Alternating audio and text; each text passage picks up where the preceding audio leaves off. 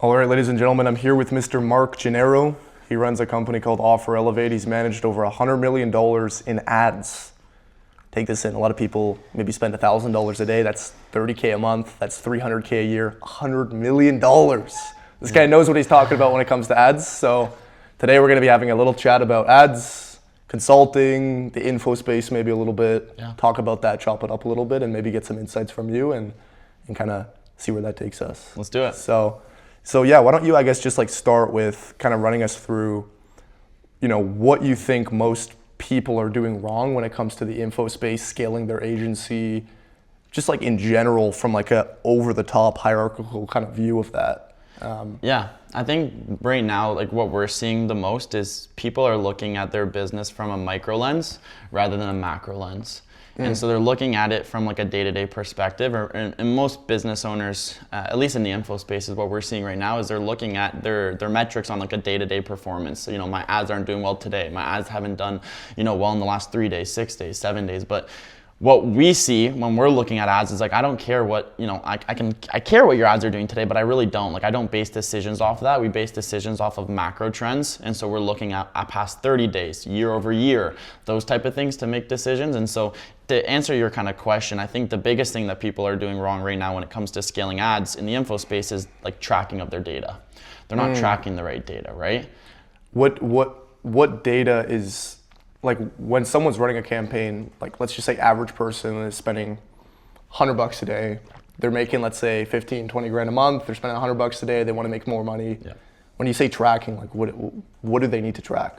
Well, so what I mean by that is like when we go into, and we do a lot of audits on like, info companies, and when we do an audit of their, their marketing, the first thing I ask them is like, do you know, like, what is your cost per book call? What's your cost per live call? What's your cost to acquire a client? And then we get into like the vanity metrics on Facebook, which is like CTR, CPM, that type of stuff. And those metrics on Facebook are good. They can tell you a story, but the metrics you actually want to track are like the concrete metrics, which are like, cost per result.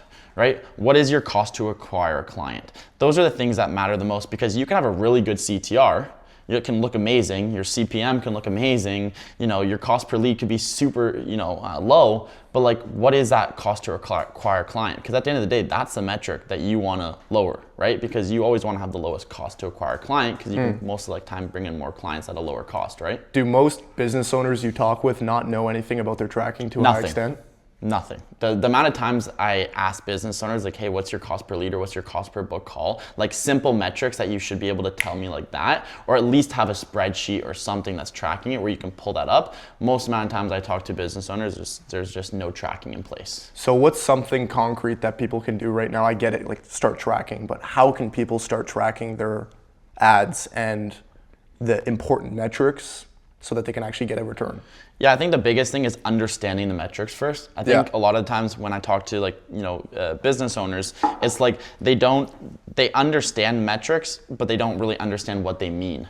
And so like everyone, or a lot of business owners know what CPM is, but it's like, how can you use CPM to dictate the performance of an ad? Right? How can you utilize these metrics, right? Because a lot of times there's metrics that people will track, but it's fluff. It's like you're not going to make a concrete decision. You're not going to make a decision off of it, so it doesn't make sense to always track it, right? And so there's a couple like key metrics that I say like we look at a lot. One is cost per result. So cost per result is really big in e-com businesses. Like what's your cost per result for like the store and the brand, but still same for info. And then what's your frequency? Frequency is another big one we look at when we're scaling campaigns. So frequency is another one, and then CPM and CTR is something else we look at quite a bit as well. But yeah, those are probably the main metrics that I would say like this is what we do to kind of base our decisions off of, especially like again cost per result. I'm curious as to, you can really get into the statistics and obviously all the tracking metrics, CTR, CPM, cost per lead, all that sort of stuff, and get really schizo about that. But how much of that, like, how does that compare to like more holistic things like your offer, having just a good offer in place, sales team, looking at the system top down? Because you can get really heavy into the statistics. Yeah.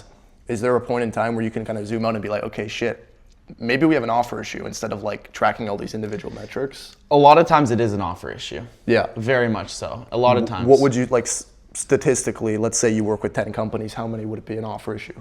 I'd say most of the amount of time, offer issues probably a 4 out of 10 have an offer issue. And what I mean by offer issue is they're like the offer itself is good. They're just wrapping the offer in a way that's not good. So they're just positioning themselves in the marketplace incorrectly. And so it's like the framework of their course, their program, their product, whatever it may be is great. It's there, but they're not positioning it in front of the right people, and they don't have the right angle or the right wrapping paper around it, right? And so like you can have one offer and you can wrap it 1,000 different ways, right? And it's just deciding what's the best way to wrap it that your ads are going to be able to convert the best, right? And so I do agree with that. I think that another thing too that people have to kind of focus on or look at is creative testing. Like you can look at your metrics and you can look at all these like little things in Facebook ads manager and clicking this button and doing this thing and all that type of stuff, but in reality it's 50% of the time it comes down to creatives. And so it's like, yeah, like one tweak in your primary text may make a difference, but like more creatives will make a difference, or different creatives will make a difference. Like the 50% of the algorithm is based off of creatives. And so a lot of times people fuss or like I want to know the exact framework on how to run my ad account, or I want to know if this is going to be better than this. And it's like, it's great, but like you shouldn't be worrying about that. The most amount of time you should be worrying about putting your energy into is like making creatives, good creatives, testing different angles, that type of stuff. And I revert that back to you by asking you kind of, when you are running your kind of gym business, going after gym owners and everything like that, what are you specifically tracking right now yourself with your ads, and how have you been, kind of seeing your ads process go? Yeah, so with my clients, like we run all just like B2C ads, like fitness ads, right? And this is the thing, like you can get very analytical about all of the different statistics within the ads manager and going from top down, looking at all of that stuff. But for me specifically with B2C, the way I view it is like, I agree with your point about like your offer is good, you just have to rewrap it. But for example, let's say I told you, I said, hey, you're gonna get a free Porsche, and I told you it over email, text, social media DMs, say it in 10 different ways. No matter how you receive the message, you're probably gonna be like, well, I'm gonna take your offer. Yeah. And this is the thing I've noticed with like B2C ads, like I know B2B maybe a little bit more complex and stuff like that, but specifically with gym clients, like we're just running like really simple offers that like these gym owners have no idea about, because they're all just like a lot of fitness coaches and gym offer owners are just kind of like, they don't really understand ads and offer creation that well. So when we just go and make a good offer and just run ads, it really just comes down to cost per lead, getting the leads into their calendar and them closing them.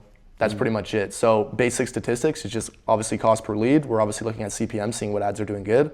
And then from cost per lead, cost per booked call, cost per consultation, which is in person.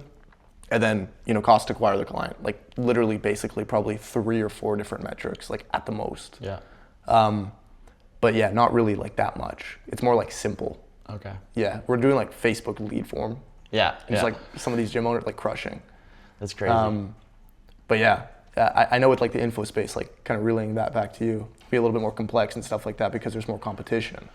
Yeah, it definitely Right? it also depends on kind of like where you're at in ad spend, right? So Yeah. it's like if you're someone that's doing like anywhere between less than a couple $1,000s a month, so you're doing like $100 a day, like it makes so much more sense for you to consolidate everything to kind of one campaign and run it under one campaign with creatives. But like you can't, like there's certain ways that you want to be testing your creatives, because at a lower budget, if you're testing so many, you're not going to give the ads the certain amount of time and energy you need for them, like the data it needs for them to kind of get the results that you want out of it. Yeah. And so it just really depends. Like if you're a bigger budget, someone spending a couple thousand, like $10,000 a month, like there's a lot more testing that can be done, and your ads can learn faster, and then you can make better decisions off that, right? I'm curious, with some of your clients, they're like crushing right now, like doing multiple 100K per month. And I know you started working with them, like, they were maybe not doing the best, and then you kind of got them on track with ads. Can you tell me about like one of the clients you've worked with and like how you've gotten them to like for example, the porn offer. Yeah, overcoming pornography, yeah. The porn, like, tell me about that, how you started work with them, how you scaled them up, like that sort of stuff. And then like really like with the ads and stuff. I'm curious. So that one, it was funny. That was through another client of mine who referred me to this one. And when I first talked to her, it was earlier this year, and she was just doing automated webinars. So her whole system was basically, she literally had the exact same ad running for like a full year. Didn't touch it. It was like one creative, one ad set, one campaign, and that was it. And she was spending around 15, 16K a month on one ad, one creative, and like never touched it or looked at it. And she was just running it right to an automated webinar page. And then she would, it was like her conversion rate was probably less than 1% on the automated webinar. So it wasn't good. But what happens is she had a really good email nurture sequence, and because of the offer, it's a very pain-driven offer. So it's easier to convert someone after they've come into the funnel, because if you can, continue emailing them and stuff like that, you can get them through the door. It was good, but to scale it, we want cash up front, right? So we don't want to be spending money on ads today and then having someone come in 3 months later, right? Because our ROAS won't be good and we can't scale ads any further. So when I came on board, I was like, let's switch this whole system around. Let's run a sales team. Let's take this automated webinar out. Let's run a sales team. Let's put a sales team. So on the webinar, they were just like pitching right there. Yeah, it was basically an hour-long video. Buy now button, exactly. Really? Okay. So they're converting, like buy now, they were converting maybe 1%, a little less than 1%. What was the ticket? Ticket for that one was when I came on board, it was $2,000 for lifetime access. This was crazy. I was like, oh, shit. Well, first off, something that we had to switch right away, because there's so much more value, and it was such a low cost. Yeah. And on that, even a $2,000 ticket price, she was only converting at like less than 1% on the automated webinar, right? And she had internal payment plans. So like her cash up front was very low off of it. Yeah. And so we came on board. First thing, let's get a sales team in place. So we switched from automated webinar to VSL funnel, so call funnel. We just switched from webinar to call funnel, ran the call funnel, changed the whole ad process. Like we actually put a proper system in place for the ads. And then that first month we booked 150 appointments off of the same, I think 15,000. We didn't increase the ad spend. We just kind of changed how we were running it and directing it to. Booked 150 appointments the first month off of the ads. And off of that, we did some, I think first month I was there, we went from, I think she was doing like 80,000 when I came on board, and the first month in, I think we did 150. Wow. With her, yeah. Just from transitioning from the funnels, really, like biggest change was the funnels and a little bit in the ads. So again, not everything is ads related, right? It's also like offer related and like what your niche wants and what they want, right? Like this niche, I don't think automated webinars was the best kind of funnel to go with, right? And that's not to say like call funnels are better than webinar funnels, because there's a lot of offers that an automated webinar works amazing, right? What funnel would you say is the go-to? Let's say you're working with an offer, let's say it's like in some sort of niche that, let's say you don't really have a lot of experience with, like this porn offer. I'm sure you've never worked with a porn person before, right? Crazy. Selling something like this, but something brand new. What's your go-to? Is it the VSL funnel? What's kind of your SOP process with that? The go-to always for me was the call funnel, like the VSL funnel, like long form VSL, lead form, they opt in, long form VSL, you have setters in place, or they directly book, and then you kind of take them through the process. Now, that has changed for me recently. I'm starting to like trust funnels a lot more. Especially for niches where it's oversaturated. What's the trust funnel? Okay. Great question. Basically what it is so they opt into a 4-part mini-series. Yep. And so it's a 4-video mini-series. So you basically take a long-form VSL and you split it up over 4 videos. Okay. And the 4 videos land on 4 different landing pages. Right? Okay. So they opt into the, say, free 4-part mini-series. Each video is 8 to 10 minutes long. So it ends up being almost 40 minutes in total, right? Now there's a bunch of reasons why you do it this way. One, attention span these days, horrible. So if you place a 40-minute video VSL, as great as people's VSLs are, to get a really good engagement on a VSL nowadays in a saturated market, drop-off rate's terrible. Yeah. So one, that's a big thing. But the other thing too is tracking. Like there's a bunch of things I can go on with tracking. But basically what it is, going back to the main point, is it's a 4-part mini-series, and you drip them. It can be done 2 ways. You can drip them a video each day, or once they finish one video, they can click and go to the next video. And so what it does is it just builds trust with these people. So for example, we just launched a real estate offer, real estate marketing offer. So we're working with a real estate agent who's running a marketing agency for real estate agents. Yeah.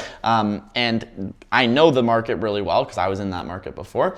And the biggest thing is real estate agents have been burned by people, like these agencies so much. And so the first thing I was like, okay, we're not running a VSL funnel because they've seen a VSL funnel 1,000 times by 1,000 different agencies, right? And so I was like, these people need trust. They need to know that you're the guy that's actually going to help them out and not burn them, right? Real estate agents also don't have a lot of time to sit down and watch a 40-minute video. Sure. They're busy, they're doing all that type of stuff, right? So if we can drip them over 4 days, a video each day, that's kind of the But process. how does that, I'm curious though, like if you're splitting up over 4 days, a 40-minute video, right? Like, I feel like if you compare that to, let's say, like a 10 or 15-minute VSL one time, wouldn't the conversion be a lot lower because like you're spreading that out over 4 days and there is that drop off between days? So there is going to be a drop off between days, but with that being said, it's having the right sales team in place. So then it comes into the sales aspect as well, but also like quality, right? It's like, like with a 10-minute VSL, direct VSL, yeah, you're going to have less of a drop off, but how, like, what's the quality of those leads? Yeah. Right? And so like with this one, like, so how it works, right, is, and it has to be done properly because this is the thing. With a 4-part mini-series, the 4 parts, you need them to want to come back. And so the VSLs or the mini VSLs are made in a way where it's kind of like for example, the easiest way to say it is like SpongeBob. Like at the end of a SpongeBob episode, it's like on the next episode, we're going to be talking about kind of this, and this. And then on the next episode, it kind of recaps the first episode, right? So it's kind of like a video series where you're kind of teasing the next episode and then recapping the one after it so that they come back. Yeah. But on each lander, so on each kind of funnel step of the trust funnel, number one, they're all different landing pages, so you can have pixels on all the different pages, so you can kind of know where the person is. But also, with that being said too, there is soft CTAs on each. So there is a chance that, you know, what happens is we, like midway through the video, we'll just drop in, like, you know, if this is something that you like, you can always book a call with me, free, consultation call. A pop-up pops up on the screen. They can click in, they can type their information and book a call right there, or they can continue with the video series. Okay. The last video is where like the hard CTA direct kind of VSL lands, but on the other 3 kind of videos, there is still soft, CTAs. So those 4 10-minute videos are all just education, nurturing, relating to them, talking about their pain, and just really just driving trust. Exactly. So that funnel would work good with obviously some sort of extremely high ticket thing in an industry that has been, like you said, burned before. Yeah. So what's the ticket price for that? This one's 75. 7,500. Yeah. Okay. And how has conversion been comparing this funnel to like something maybe he ran before? So he just launched this one, this offer, and we just actually launched ads last night. Not gonna lie. Oh, nice. So we have no conversion event. Like we have nothing to base this off of just yet. So you have to check for in this soon. client. So whenever we talk next, I can give you kind of more of an update on that. But I'm thinking that this is gonna do pretty well based off of kind of the research we did and everything that we kind of talked about. But I know you were kind of talking about instant forms for kind of your clients. Is that kind of all you run when you're running these type of ads for gym owners, or is there a different kind of way that you guys run them? It's a good question. So I work with gym owners, like in-person fitness, but I also work with online coaches as well, like online, mostly fitness and health coaches. And when I've been running this funnel for a long time and the results are cracked, really good results.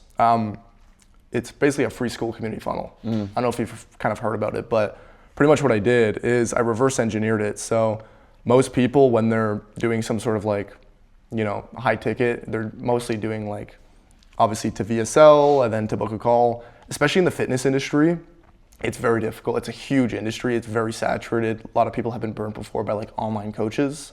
So my entire thesis was getting people into some sort of educational asset. And I was thinking, I'm like, okay, what's the best way to do that? Free community, free asset. So we pretty much drove people from, this is one of the funnels that I run a lot with my clients, is driving people from Facebook to a lead form, right? Basically an opt-in to get their contact information. From there, they get sent into the school community. At the front of the school community, how you can arrange it is you can put a VSL right there, right? So there's pretty much a mandatory viewing video before entering. Like you have to watch it, and you don't have to, but like we frame it with the headline and all that stuff. people watch that. That indoctrinates them about obviously trust, how to get success from the community, all that sort of stuff. The drop-off rate is really low with free because it's free. Yeah. Like most people who are on school are probably in, on average, 8 to 10 other communities. So that first video is framing like you have to watch the other videos to get value. And then we make a soft CTA in that VSL as well to book a call. So we get some people that book a call from there, but that's not really the priority. The priority is to get people in, educated, and then while they're doing that, there's drips going on and there's also setters reaching out to them. And with fitness coaches, that's basically, I did that with a real estate agent as well, actually, funnily enough. Yeah. We got decent success with him. Like this is a funny thing. Okay, so this guy, I don't know if he's watching this, Razvan is his name, great guy, but he's based out of Windsor. Okay. Right? So we set this up and first 2-3 months, ghost, nothing. I was like, I was shitting myself because I was like, oh my God, like this is bad. Yeah. Like he needs to get some sales here. He's got to, like we got some leads and stuff, but it was slow. And then we kind of like stopped working together, obviously, because like 3 months, whatever. He calls me like 2 months after that, so like 5 months total. Yeah. And he's like, bro, I just had a 600K month. No. Yeah, he closed like a bunch of commercial deals, like back to back to back. And he's like, not all of them came from the ads, but like a large portion of them did. And the sales cycle was just long. Right? So this is the thing about the school funnel that a lot of people don't have patience for, and just community funnels in general. The sales cycle is long. Yeah. Right? And it's supposed to be set up that way so that you can get people indoctrinated and nurtured, right? And then maybe they cross-pollinate over to YouTube and they're in the ecosystem, and then maybe 2-3 months sometimes, maybe even longer, they're in there and they're like indoctrinated for like a 10K PIF sort of thing, right? So I've ran that a lot. I've also run lead forms. Lead forms mostly works best with like brick and mortar. Like simple business, gym, come in and train, just get their contact information, call them, book them, they're good. But like online, more competition, you got to nurture them a bit. So I've been running that a lot, the school funnel. I wonder, do you know like your time in this, like I wonder what the metric would be called, but like how long someone's usually in the school community before they book a call? Because you could tell when someone joins the school community. Do you track that metric, like when they join compared to when they book their first call with you guys? Or with the client? Yeah, so it's different with industry. So for me, I actually ran the school funnel for myself. My book a call was about a month and a half. Really? Yeah. Oh, so Mine was. The average person would be shitting themselves being like, why is no one booking a call? Yeah, exactly. But then for like online fitness coaches, it was around 3 to 4 weeks. Okay. But again, I don't know, it can vary industry by industry. Yeah. And obviously how good your community is. Like the average completion rate of an online community is less than 1%. It's crazy. Yeah, it's crazy. So like your shit has to be good. Yeah. No, it's so true. We were running with Instant Forms. It's crazy you say that because we've had a really good success. We just launched a campaign. I didn't personally launch it, but I was consulting and helping someone out, a couple buddies of mine, funny enough, on Christmas lighting. So they were doing like Christmas light installations. And they're running Instant Form, and they sent me an update last night, and it was crazy. They spent $300 on ads, and they closed $10,000 of deals. They spent $300? $300 on Instant Form ads. Yeah. So like they were getting their cost per Instant Form, cost per lead, would you say, was like $3 and something. I don't know the exact metric. They sent it to me last night. They closed $10,000 worth of deals within that, like it was like a week span. Crazy. Again, you can't scale it because Christmas lighting is only here for a month or two, but you can scale as far as you can. But it's crazy ROAS on that. This is the thing about like the info space and stuff. Like all of these tactics that are used in like the info online coaching space are very like hardcore schizo level marketing tactics, like drip sequences, all these trust funnel, like this stuff. It works because it's saturated and there's a lot of competition.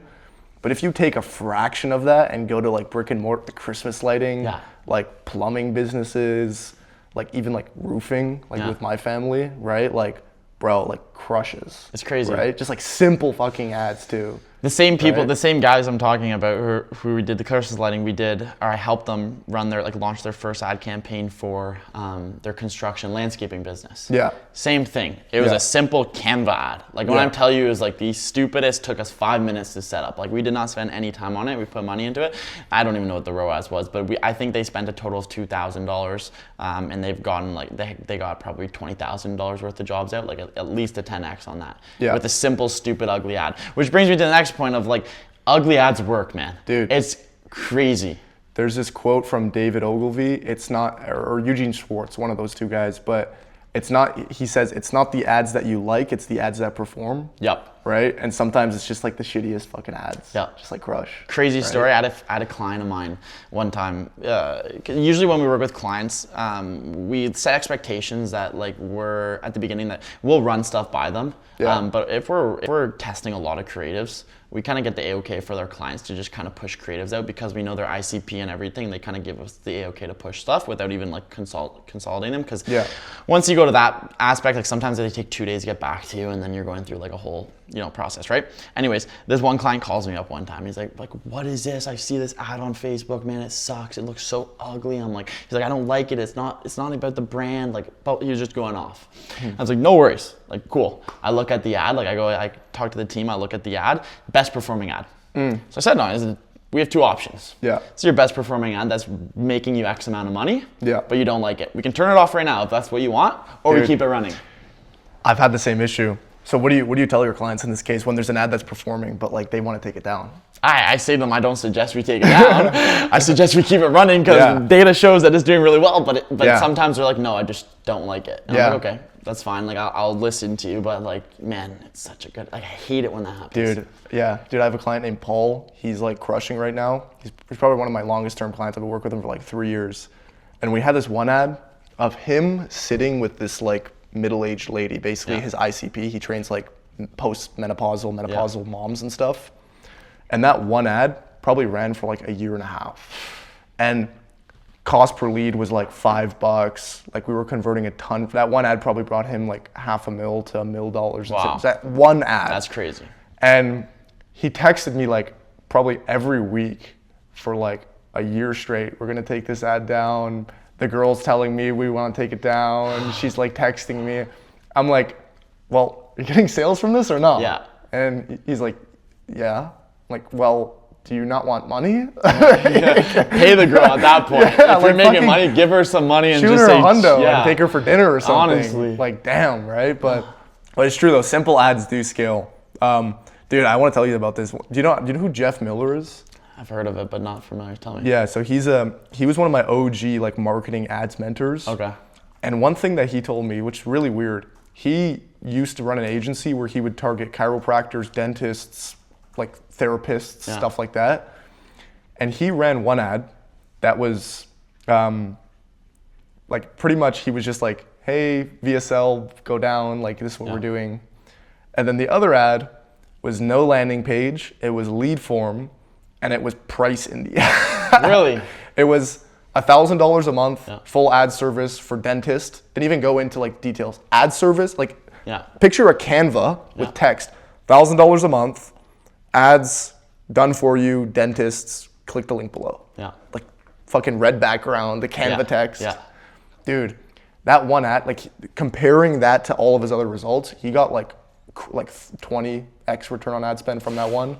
Like, yeah, like even like weird shit like that, like just like out of the blue, it's like you wouldn't expect it. No. And sometimes it just like crushes. Can you tell me an experience, I'm curious, like of a specific instance where you ran something and you didn't expect it to blow up, but it was just like, what the fuck, why is this blowing up so much? Man, there's been a couple of those experiences. I'm trying to think of the most recent one I can give you. Most recent one would probably be probably the overcoming pornography offer. Yeah. We launched like this ad campaign that was like static ads. They're sort of image ads, and the image ads literally had a Pornhub logo with an X through it. Okay. Like that was the ad. Yeah. It was Pornhub logo, X through it. Maybe there was a little bit of text on it, I can't remember. But that was it. And that ad just crushed it. Yeah. Like, no explanation needed. Like, it was just like, you don't like Pornhub? Click on this link. That was basically the consensus of the ad. Yeah. Or if you don't want to do it. And that one crushed it. And that one surprised me because I didn't think that it would go that well. But I don't know, static ads are doing really well now, man. Have you looked? I'm very curious. You can run ads on Pornhub? You can. You know where I'm going with this? Yeah, I know you're going with this. I have worked alongside a couple people that we've been trying really hard to get it on. If you can do that, bro, that would be like, you could scale to $1 million a month. Like, it'd print like so fast. I have it on my vision board. I said I want to be the ad on Pornhub. Yes. Like, I want to be the man. That guy. The guy with the mustache. Yeah, that guy. $10K a day of Pornhub ad. Yeah, exactly. Like that's me. We've tried. We're in the process of talking to a couple people right now. The thing is, Pornhub doesn't want to take people off Pornhub. Like, porn sites don't. So technically, the offer that we're on is a porn neutral company. So they're not saying like porn and Pornhub is bad for you. They're kind of saying like, if you don't want to, struggle with pornography, then we can help you with that. And so it's not like when they come through like the course, it's not like, you're not gonna jerk off, or you're not gonna watch porn again. It might be, hey, we're gonna help you go from watching it 10 times a day to 1 time a day, or 10 times a day to 1 time a week, right? So that's like something that's kind of helping us a little bit. Yeah. We're trying. Yeah. We're very much trying. I know this is a fact. The most visited site in the world is Pornhub. Yeah. Right? You know how much data they have? Yeah, dude. The data game is crazy. Like, just to get on with that, to utilize like data from Pornhub is like nuts. Yeah, my buddy Paul, he ran this company called Carpel, and he was doing video. It's very funny, but he was doing video editing for porn stars. Wow. Very niche. Crazy. Like, porn stars, OnlyFans, stuff like that. He had a team. He wasn't like sitting there editing porn himself. I think he did a couple when he was starting out his agency and stuff. But he had this full video editing agency specifically for porn people. And he tried to run ads on Pornhub, and it's kind of a logistical nightmare. Like, I get you. It is a bit difficult. It's not as easy as pulling up the ads manager, making a business account, and just you're off. Yeah. Right? It's a little bit more difficult. It's tough. It's very tough. We're trying. Yeah. We'll see if it happens. If it does, it'd be a great move. Dude, that would crush. Like, your offer would that would be like nuts. Yeah, the offer would go from here to like up here in seconds. Yeah, you have to find a way to do that. We're trying. You gotta find a way to do that. We're trying. I'm gonna be the one on it. I already told myself it's just me. It's like, stop watching. Click this link below. Click this fucking No, link. it's crazy. But like, I mean, like, static ads are doing really well right now. Like, what we're seeing, like, we're seeing so much, like, Facebook changes so often, and that's the biggest thing that we see is like most people are living like the Ty Lopez days still, and it's like you're still flexing the nice cars, and you're still running these like the same campaigns that Ty Lopez was running back in the day, which doesn't really work nowadays. So right? Okay, so with all the updates going on, what do you see as like if you were to give the viewers like a prescription of like these are the times, things are not 2016 anymore. Yeah. You have to do things X way. What would you, like a general kind of prescription? The biggest thing is now with Andromeda and all the changes Facebook's made, you do not need to, if you're on a low budget. So there's like people like on a low budget. And when I mean low budget, like you're spending less than $10,000 a month. You do not need to separate your ads for top of the funnel, bottom of the funnel, middle of the funnel. You want to be consolidating everything into one kind of campaign for someone who's not spending a lot. The reason is because Facebook is a data game. And so if you're splitting it up between middle, top, bottom, all that type of stuff, number one, if you have so many different campaigns, you're diversifying how much money you're spending. And so if you only have a limited amount of budget, then you're learning and you're testing and all the data is getting split upon a bunch of different places. You'd rather put everything in a single campaign and just creative test, because creatives do most of the work. So people fuss about it all the time. It's like, oh, I'm going to change my interest-based targeting so that my interest-based targeting is targeting entrepreneurs doing more than whatever. Like, yes, cool. That's going to maybe make a difference. But what's more going to make a difference is your creatives. Like, how many creatives are you creating? And are you creating the creatives are you creating your creatives in the proper way too? Most people will just kind of create creatives, but the creatives need to be like, they need to feel like they're native to the platform that you're advertising on. They need to feel like it belongs on Instagram or it belongs on Facebook. A lot of times I scroll through ads all the time where it's like you can clearly tell this is not meant to be an ad on Facebook or Instagram, and it's like they need to feel like it belongs there, right? What does that mean? Like just like the how the ad is made. So like a lot of times static ads. But But like a lot of times when you can scroll and you can see a static ad, it just doesn't feel like it belongs on Facebook. So just kind of the way that like if you ever scroll on your reels and you just see something pop up and you're like, what, like why am I seeing this, or why does it look like that, or what is this? It just doesn't feel natural. It doesn't feel like it's supposed to be there. And so like a lot of times people just will push something out there and they'll do no research to it. What people don't realize is media buyers,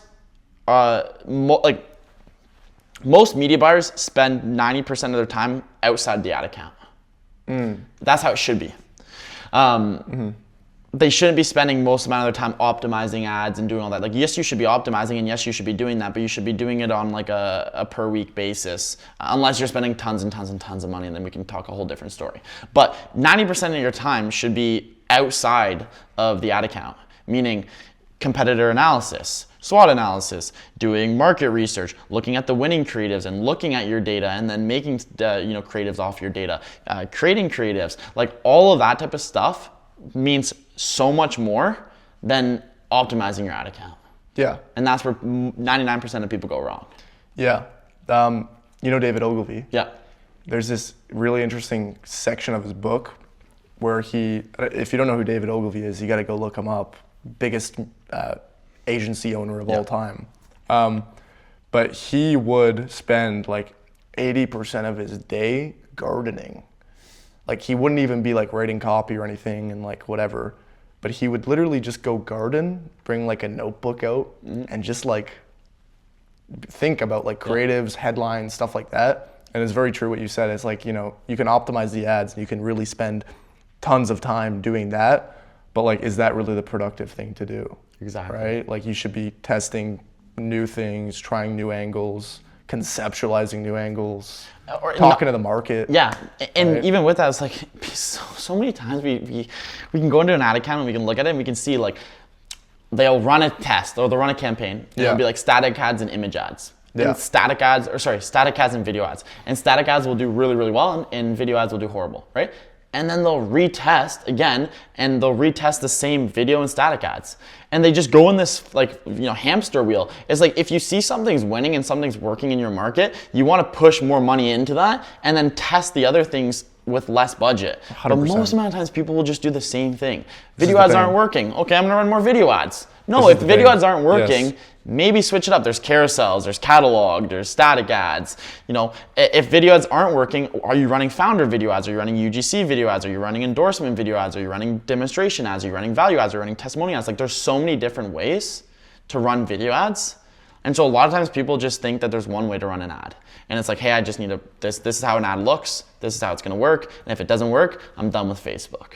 When it's not the case, right? Yeah. Yeah, this is the thing about a lot of these guys on like even like Hormozy with like his ad stuff. In what is his book about? $100 million leads? Leads. Or offers? Leads. Yeah, he talks about like this, he kind of gives this like top-down prescription of like how to make an ad. And like you gotta have your hook, make your video, right? Your value section, your CTA. It's like, yeah, this stuff is true. Like it does work to an extent, but like, yeah, like testing a bunch of shit and like being unemotional about like the things that are working. I have clients who like one of my clients, he made an ad for me. I gave him like a framework. Yeah. I'm like, go make these like 3 or 4 ads. He's a gym owner, and he spent like all day like making these ads. Right? He got his camera out. He edited them. Well, he sent it to his editor, and he loved them. He sent these 3 videos to me. He's like, oh, I love these so much. They're so good. Like they were funny ads. Like they were good, comedy based. We went and ran them, and they did horrible. But he didn't want to cut them. And like one like stupid little image of like, him sitting in like a gym, like just crushed, like a static ad. And it's like, okay, let's be unemotional here. And let's just like cut the shitty ads. Right? So my absolute favorite thing is when we give ad copies to our clients. And they go, I like this ad copy, but let me make some like variations, my own variations off of it. I'm sure. I say sure, like you can do that by all means, but you're still recording my ones the way it is, and we'll record the ones that you like the way you want to do it. And we can test, we can see which one does better. Like 99% of the time, their ones always do worse, but they love there's so much more. And it's like, it's cool, but like, let's talk about data here. Like I always say, like a biggest thing I always say to clients is like numbers don't lie, humans do. And so it's like, we can tell ourselves that I can tell you right now that I am making millions and millions and millions of dollars a month, but is my bank account going to say the same? Who knows, right? So like numbers don't lie. And so if we look at numbers, let's make decisions off of numbers. Let's not make decisions off of what people say. Yeah, exactly. And this is where like you get success with clients or you don't get success with clients, because you can work with, I've worked with a lot of people and a large portion of them have gotten success, a large portion of them haven't. And always with clients who don't get success, it really just comes down to like not like, do you know everything about like everything marketing related or sales related, or are you a skilled person? It's like, okay, do you have like some sort of like good level of emotional kind of discipline? And like, are you like a sound human, like a logical human, and not like a chaotic ball rolling through the wind, right?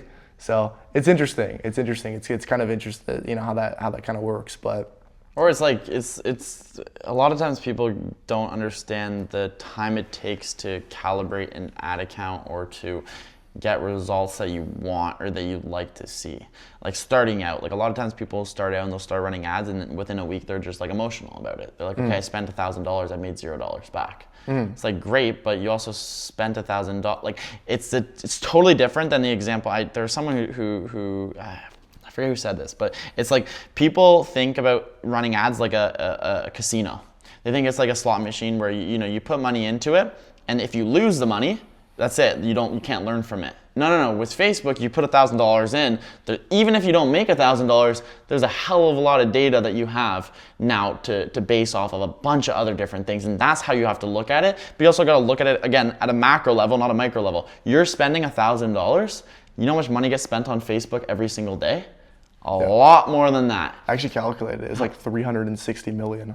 Crazy. Yeah. It's like nuts. Every day. It's insane. And so it's like, yes, like $1,000 could seem like a lot, but at the same time, it's like you need data, and you need data to run your ads, because it's all a data game. And so it's like $1,000 for a $5,000 program. Like say your program's $5,000. A lot of times we'll have people come forward and we're looking at them or we're talking to them, we're consulting them, and it's like they spend $1,000, they don't get a return on that first $1,000. They don't get a $5,000 client off that first 1,000, right? And then they start freaking out. Yeah. And I'm like, first of all, that's a 5x ROAS if you're going to do it, which is great. But if you're starting out with a brand new ad account, brand new offer, brand new everything, you can't expect to get a 5x ROAS right away. Right? And so it's just like people's expectations have to be set properly when it comes to ads, because a lot of times people are so micro with ads. They're so like fast money, and it can be fast money, but like you want to think about paid ads as a long-term game as well, right? People usually think organic's long-term, paid ads is short-term. Well, yes, that's true. You can make a lot of money really, really fast with paid ads, but the people who make the most amount of money with paid ads are playing the paid ads game the proper way, which is the long-term game, the data-driven game, the game where you can really make a lot of money. So what are like 2 to 3 surefire things that you'll see from, like, let's say somebody who is saying that they're going to run ads or start running ads or whatever, that are going to indicate to you that they're probably not going to get success? I'd say the first thing that would indicate they're not going to get success is they're emotional. Okay.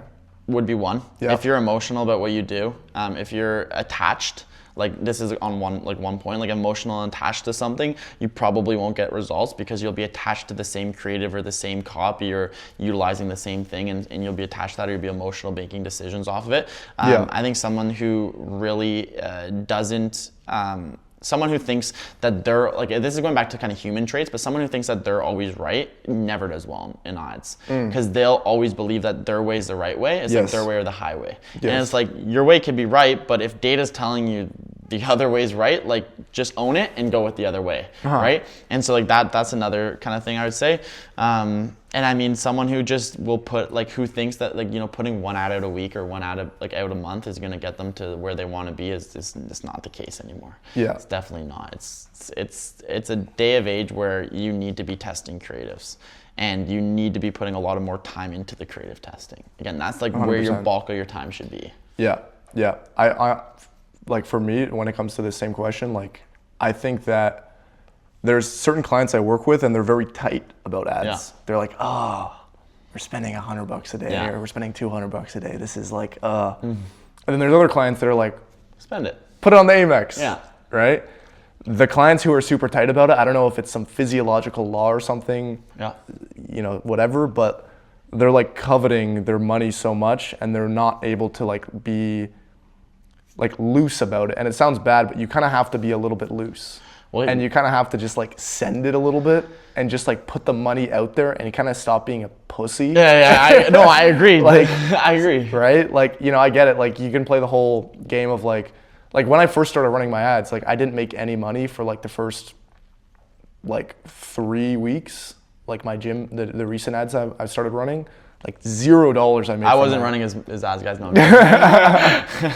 Yeah, right. We would have made $100K a month first day. Yeah, $100K a day. Yeah, right? quick cash. Yeah.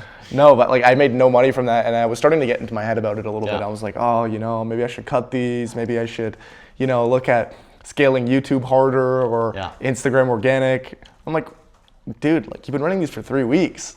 Like, get a job. Yeah. Like, relax. Like, okay, so what? You spent a couple grand. Like, let's keep testing. Let's keep putting money out there, and I'm sure laws of physics, you're gonna get some money back. Yeah. And then obviously we've been able to, collect cash over the past 4 weeks from that. So, but yeah, like that's a big thing, like not being attached. I agree fully. When I first started business, I had the mindset of like save as much money. Like you just need to, save as much, right? And then so like every decision you make is a decision based off of that. When I first started business, I was so caught up in like save as much as you can, right? Like you're making money, let's save it. The second I switched my mindset to more of like you need to spend money to make money, and you can't be so frugal with your money, was the second that I made the most amount of money I've ever made. And like that was a real big like it had nothing to do with what I was doing. It had nothing to do. It just had to do with like you can't be frugal with your money. Like if you want to make a lot of money, you also gotta be able to spend a lot of money most amount of times. Like you can't be frugal on is this little $10 charge here gonna affect whatever. Like you just gotta work with speed, and you can't overthink on that type of thing, right? Exactly, right? Like not making like this. I made a reel about this recently on my Instagram, but like the people who have been giving me objections on sales calls, like I want to think about it and take time to think about it. Like those sort of people, even though like maybe in some cases like, I can objection handle and get them into my process. Even if I do, they don't usually get that good success because they're very slow in terms of their iteration speed, making decisions, and that microcosm of like how that's starting, how they're portraying their behavior in the beginning of our relationship, that's not going to change in 2-3 months from now, right? So like even people who've been giving me some objections, like more on like the B2B sense, like with the fitness coaching offer, if someone wants to give me money, and that sure I'll objection handle, right? Because it's like not really a partnership. I don't have skin in the game with them, but like a skin in the game offer, like growth operating, and you're actually like wanting to work with them long term. If they're giving me an objection, I just kind of I'm like already out of the door. I'm like, you know what? Probably not a good fit. Like I've been doing that recently with some gym owners because they've been honestly pissing me off. Best performing client of mine has been a client who, it was a 5-figure upfront fee and a percentage of rev share, like top line rev, and it was like that. Just boom. I don't need case studies. I don't need this. Like, let's just go do this. Yeah. And it's like, money moves with speed. Yes. And I created a reel about this the other day talking about one-way doors versus two-way doors. And Hermosi talks about this a little bit too. But it's like there are one-way doors and there are two-way doors. And one-way door decisions are like decisions like, selling your company, hiring a really, key employee, things like that, right? Those are kind of irreversible decisions. Yeah. And then there's two-way doors, meaning like you can go in and go out. But those two-way doors, or you can go back, right? And those two-way doors are like little decisions, turning it out on, testing something, trying something out, doing those things. People make decisions, like make two-way door decisions, one-way door decisions. Yes. They take so long to make a decision that's reversible. So what, you launch an ad and you spend $1,000, but now you know that it didn't work and you can go back on it, right? Like those decisions, you should be moving with speed. Like money moves with speed, you know that, right? So it's like, people can't take so long to make decisions these days, and like that just hurts them at the end of the day. Like if you want to make money, you got to move like that. Especially if you're a young person and you're starting out, and let's say you have like, I don't know, 5-10K in the bank, and you're like starting your business, and you're like, okay, I'm making a little bit of money and I want to invest in somebody to help me. Like the worst thing you could do is like sit and contemplate and be like, Like actually, like the worst thing you could do is give somebody an objection. Oh, like yeah, they're gonna look at you and be like, yeah. Dude, I love when people say no to me on sales calls. It's the best. It's the best. Like if you want to do something, great, let's do it. If not, just say no, bro. Like you don't have to like sit there and like put your thumb up your butt and wait about it and like and all that happens during that waiting period, because I've analyzed this psychologically. During that waiting period, they haven't decided, so they're still 50-50, but they're playing like this mental masturbation game about like, oh well, if I spend the money and this happens, and they're drawing like 300 different alternate universe situations that could potentially arise from that, and that mental process is getting you nowhere. You're not more ahead at all, right? So especially if you're a young person, do your research. Once you have 75% of the information you need, go. Exactly. Make your decision, move forward. Worst case scenario, you lose money. Yeah. Right? Like, you gotta look at things like that. I hate like what's the worst case scenario? Precisely. Like, Yes. Like what? Like you go bankrupt? Like worst case? Like just be homeless. Homeless? Like what's the okay? You were gonna work at your local coffee shop for a couple years? Okay, cool. That's the crazy? Absolute worst case scenario. I have this guy that I listen to. You actually got to get on him. Really good stuff. His name is Brute de Force. Yeah. We'll wrap up here in a sec, but he talks about this all the time. He's like, worst case scenario, what happens? Ground beef is $5. Go rent an office space for $1,000 a month. Put a fucking air mattress on the floor. Work all day. Yep. Like we're not living in like the 14th century where you're gonna be like some Roman slave. Like let's be real here. So not even that. Join the army. Like they're like even that too. Like what is the absolute worst case scenario? Most people don't think of that, right? It's like you don't think that like what is the worst case that's gonna happen? And a lot of the times when I'm making decisions too, I'm like, okay, well, worst case, I lose the money. Cool. Yeah. Move on. I learned from it. Yeah. You can always learn, no matter what, if it goes good or bad, you can always learn from it. There's always a key takeaway. And even like the thing I've learned is like investing in mentorships and mentors and people that have done it before me and have done better than me is like, I'm not looking for the magic pill because there will never be a magic pill.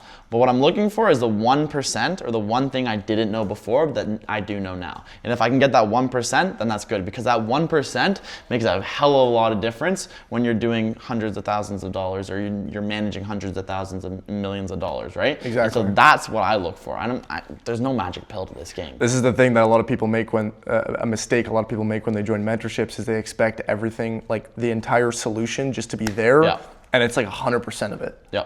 Right? And even though they may have improved by 10 or 20%, they're still looking at, oh, well, 80%.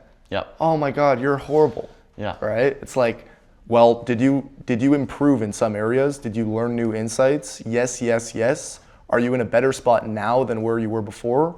Okay, great. What's the downside here? Right? So, well, the thing to look at too is like a lot of times people are like, I dropped out of university. I know you did too. But the biggest thing that like, that's a $30,000 lesson for me with the cost of university. But what did that teach me? It taught me that university, like I didn't want to go the corporate route. I still learned something from that. It wasn't like university was a waste of money. Why? Because I learned that I wasn't going to go down that path, and I'm happy for that, right? And so it's like you can take those key takeaways from any course, anything that or any mentorship that you do. You just got to look for the right, what is the 1% or the one thing that you're learning from it, negative or positive, right? Even in mentorships that I haven't like gotten value from necessarily, like I've still gotten ROI, like crazy ROI. Like I was part of this mentorship that I dropped like $7K for like 2 years ago, and I barely got any value like from the actual ads process and consulting stuff we were doing. Like I made no return on investment, but I met 3 guys in that community, right? Yeah. One of them ended up being a long-term client who like probably his lifetime value was like over 20K. Yeah. There you go. There's return right there. Yeah. Another guy I'm still pretty close with. He's doing like, he's cracked. He's in the Polish market. Wow. He's doing like 250, 300K a month, like profit in the fucking Polish market. Crazy. Right? And the other guy, I'm like semi-close. He's more in like AI stuff, but like just like even stuff like that, right? Like there's a saying, you're one connection away from being where you want to be in life. Yeah. I try to live by that because it's like you never know who the next person you meet how they will help you in life, or how you might help them in life. And so it's like that person you see in the elevator that you don't talk to, or that you being antisocial or not talking to people when you go out. It's like you never know who that person is. I'm actually curious, have you signed clients like that? Just meeting someone? Yeah. Yeah? Meetings. I met a client at Starbucks, and I was just sitting at Starbucks. What's the story? Tell me the story, because I want to tell you, I have one that's interesting. Is it funny? I was at Starbucks, and I was just sitting at Starbucks working, and the guy beside me, I went on a meeting at Starbucks, and the guy beside me was like, oh, like, man, like, you know, what do you do? And we just started talking. I was telling him what I did, and then after that, you know, we got a meeting afterwards and signed him as a client. Literally. Really? The next week, yeah. Wow. It's crazy. Yeah. What about you? That's crazy. Well, one of my bigger clients, Richard Cooper, pretty big guy, like, you know, huge on socials, like, you know, this guy's like almost $1 million on YouTube. Yeah. Huge client. I was working out at like LA fucking Fitness in Aurora, right? Just like going to the gym, normal day. I see him. I used to watch this guy when I was in like grade 10, grade 11. I knew he was a celebrity. Like people are going up to him, like asking for like photos and stuff. So I'm like, how do I get this guy as a client, like strategically? Because if I go up to him and I'm like, hey, can I get your autograph? Yeah. Can I get a, like, low status, get away from me, right? So I went up to him and I said, hey, Rich, I got a quick question for you. And then I asked him a question about, I kind of ran him through. I'm like, hey, I think I was like 19 at the time. I'm like, hey, I'm 19. I'm doing like, you know, 10 or so K a month.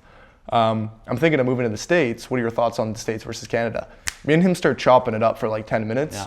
He then relays that back into asking me a little bit more about what I do. I told him how much I was making. Oh, you're running an agency. Oh, you do, you know, ads. Oh, well, I'm actually looking into ads for myself. Boom. Me and this guy jump on a call. He knows another one of my clients who is actually local as well. He is close friends with him. He asks him about my ad service. They got great results. Like they were crushing, right? Perfect.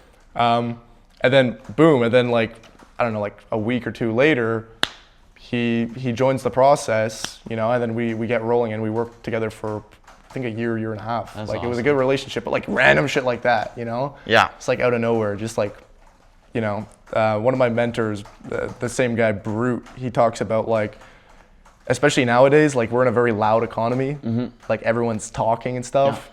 And you don't get ahead by playing the silent game while everyone's being loud. You got to be louder, right? And you got to be extroverted and out there, because it's really difficult, especially nowadays, to get ahead and make money if you're an introvert. Oh, it's so true. Hermosi talks about like being like, people want to be the 1% or like the 0.1% or the 0.1%. But it's like, if you take a look at that, it's like if you want to be the 1%, you got to walk into a room of 100 people and you got to come out at the top. If you want to be the 0.1%, you got to walk into a room with 1,000 people, and you got to come out number one, not number two, not like top two, not top three, top one, like, right? Yeah. And so many times, like people will throw it like, oh, I want to be like the top 1%, or I want to be in that range of the top 0.1%.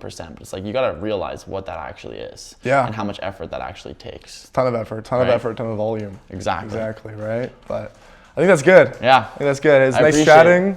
Yeah.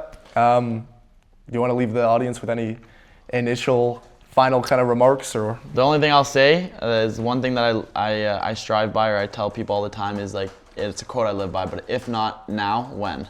Like, if it's not gonna happen now, when are you gonna do it? So take action and make sure you absolutely crush it and kill it. That's it. Yeah, this guy's the real deal. I'm gonna drop his, if you're watching this on my YouTube channel, I'm gonna drop his socials below, so go give him a follow. Appreciate it. And if you're somebody who's looking to go crazy with their ads and get like a million X ROAS. A million X. Hey, every dollar you put in, I'll guarantee you a million X ROAS, or your money back. Or your money back, plus I'll sell my left kidney. Plus 10K for wasting your time. Book a call now. Yeah, I'll go drop his socials below. But thanks for watching, guys, and I hope you guys got value. Peace.